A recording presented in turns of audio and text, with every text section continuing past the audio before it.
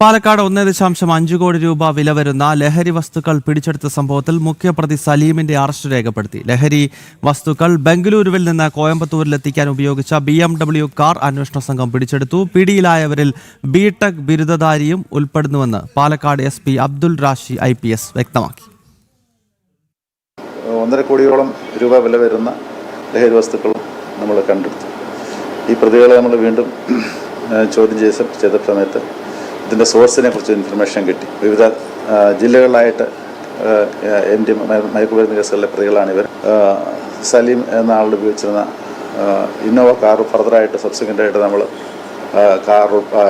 BMW car ഉൾപ്പെടെ അയാളെയും custody എടുത്തിട്ടുണ്ട്. രാവിലെ അയാൾ അറസ്റ്റ് ചെയ്തിട്ടുണ്ട്.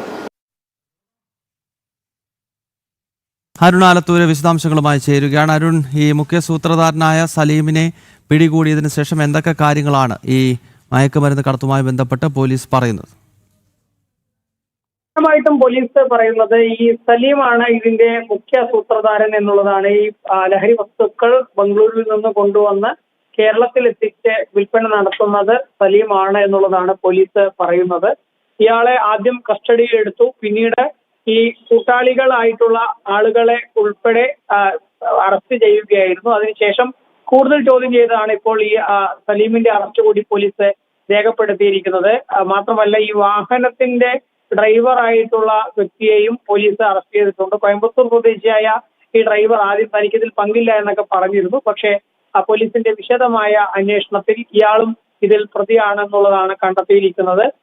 ഈ 1.5 കോടി രൂപ വില വരുന്ന ലഹരി വസ്തുക്കളാണ് സംഘം കേരളത്തിലേക്ക് കടത്തിയത് എന്നുള്ളതാണ് പോലീസ് പറയുന്നത്. ഇതിൽ ഈ ദമ്പതികൾ ഉൾപ്പെടെ കാരിയേഴ്സ് ആണ്. ഈ സലീം ബംഗളൂരുവിൽ നിന്ന് ലഹരി ആദ്യം ഒരു BMW കാറിൽ കൊണ്ടുവന്നു കോയമ്പത്തൂരിൽ എത്തിച്ചു. കോയമ്പത്തൂരിലെ കുനിയമുത്തൂരിൽ നിന്ന് പാലക്കാട്ടേക്ക് ഈ കാരിയർ മുഖാന്തരം കടത്തുകയായിരുന്നു എന്നുള്ളതാണ് പറയുന്നത്. ഈ BMW കാറും പോലീസ് പിടികൂടിയിട്ടുണ്ട്.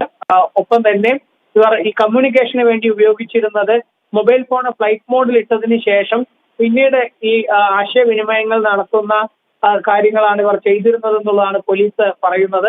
ഏതായാലും അരുൺ ആലത്തൂരാണ് വിശദാംശങ്ങൾ നൽകിയത്.